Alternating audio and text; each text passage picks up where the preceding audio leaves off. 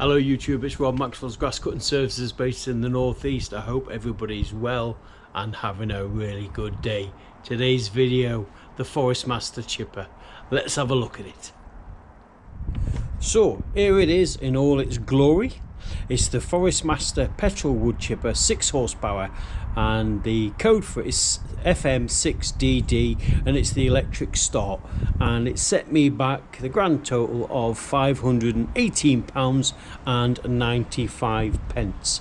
It has a 2-inch diameter shredding capability, which the wood goes in there through the motor down the bottom and then out this little bad boy here. It's got a 208c 4-stroke engine and it weighs approximately 38 kilograms. Came boxed and it was a pain in the arse to put together, if I'm being brutally honest.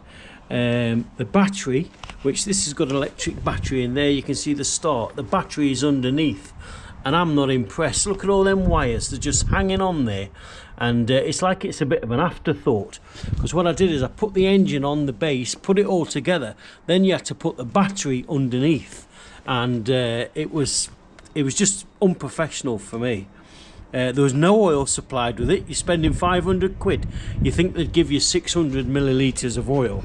And whilst using it, I've had a couple of blockages, and the blockages go into here where the blade is. So a bit of advice is always have a socket with a ratchet to try and get that out, because otherwise it's a bloody nightmare.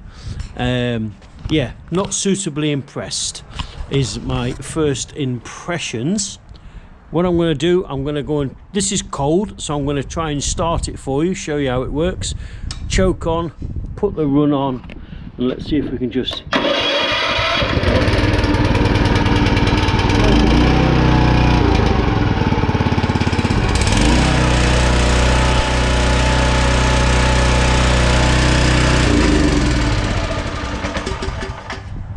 yeah, so you can see it starts relatively easy, and the electric start is a good start. However, it's a bit of a pain to get all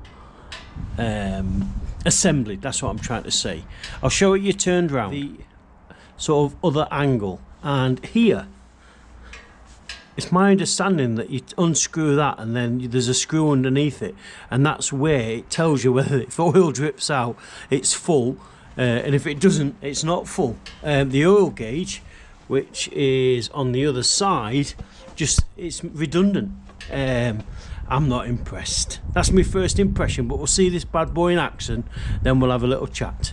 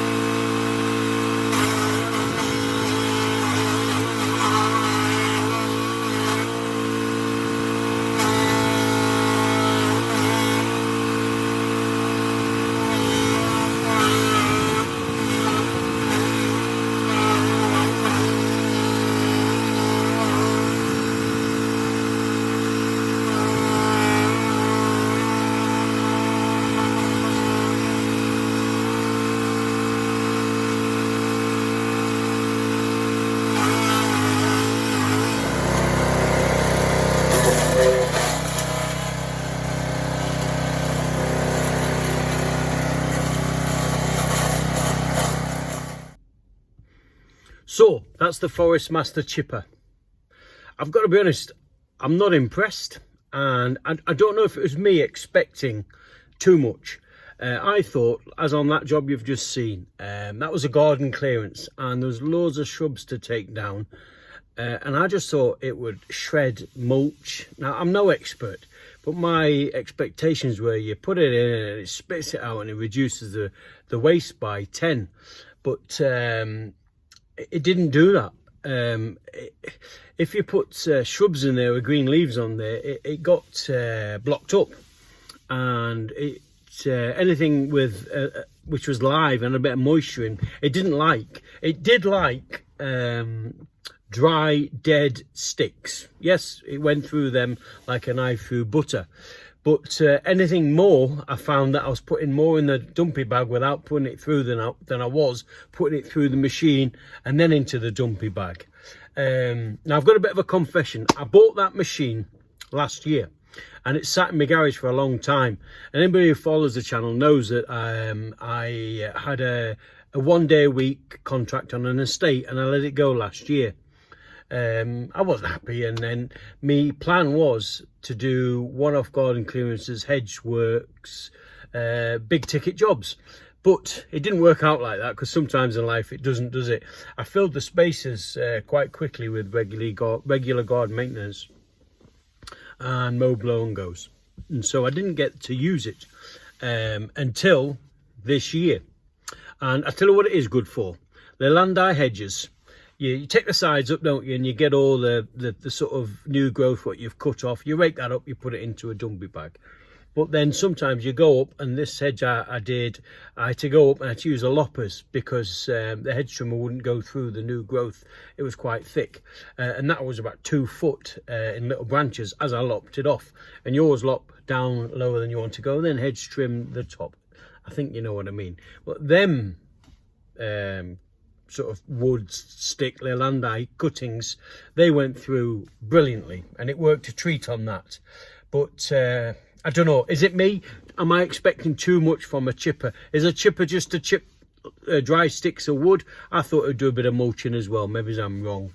But yeah, also what I've said earlier, the battery, that was a pain. Trying to fit it all together. I won't be rushing out to buy a new one. However, I won't throw me teddy out of the pushchair pram just yet. I'll keep it another year and see how I get on with it. It's paid for now. I think it's just over 500 quid. You know, it's done, it's paid for, so I'll keep it and see if I can get some good value from it. But my initial impression isn't brilliant.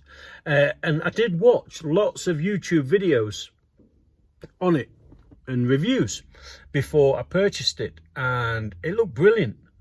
But I'm kind of thinking, were they staged? Did they get the best stuff that goes through it to make the video look positive? Because positive videos get more views probably than negative ones. I don't know. I don't know, but I haven't found it brilliant. And fingers crossed I can get some decent work out of it this year, and I'll change my mind. But thus far, the first impression, it hasn't been a game changer for me, that's for sure. Another thing as well, the dipstick. It says in the instructions, don't use the dipstick to check the oil height, depth. Well, what's the point of having a dipstick if it's not working, if it's not fit for purpose? It says you use a screw out of the side of the machine, and I couldn't work out which one it was. So if you have one and you know what I'm talking about, let me know. But why would you build a machine with a dipstick and it just doesn't? That's the sort of thing what niggles me. You know, they put dipsticks in machines, so you take it out, you wipe it, you put it back, you can check the oil. It's that you don't have to take screws off, and if it's level and dripping out, it's fine. If it's, I just think that's a bit weak and a bit lazy on Forest Master. There's a few other things I could mention, but I don't want a lawsuit. But it's my humble opinion. I bought that machine by myself. Nobody gave it me. Nobody, and I'm telling you, I'm not impressed. And I'm a positive person, you know me. But maybe it's just my first impressions that's annoyed me, and hopefully it will grow on me. But what do you think? Have you got one? Are they any good? Am I using it wrong? I don't know. Anyway, that's it for today. Hope everybody's great. I tell you what, the weather. Let me just talk about the weather in the northeast. It's beautiful. It's mid-February now, and we've had a great start to the season. My phone's ringing. I'm doing work. I wasn't as busy as this last year, and already people are ringing for regular garden maintenance, and I'm already up to there. But it's lovely, isn't it? I'm really excited of the season. I'm getting all my machines cleaned, ready, buying little bits of pieces, you know the strimmer head for the still auto cut, the new mechanism that goes in there, because trying to get the mid-season can be a bit of a pain. But yeah, everything's good. Looking forward to get grafting, get some money in the bank, and the season is just around the corner. I'm sure there's people watching this saying the season's already started where we are, Rob. But hey ho. Anyway, that's it from me. Take care. I hope this helps somebody. And if you can answer the questions, leave a comment in the description. Leave a comment in below. I think that's what they say, don't they? Am I using it wrong? How do you check the oil? And do you think it's any good? Or is it just me? I don't know. Anyway, take care.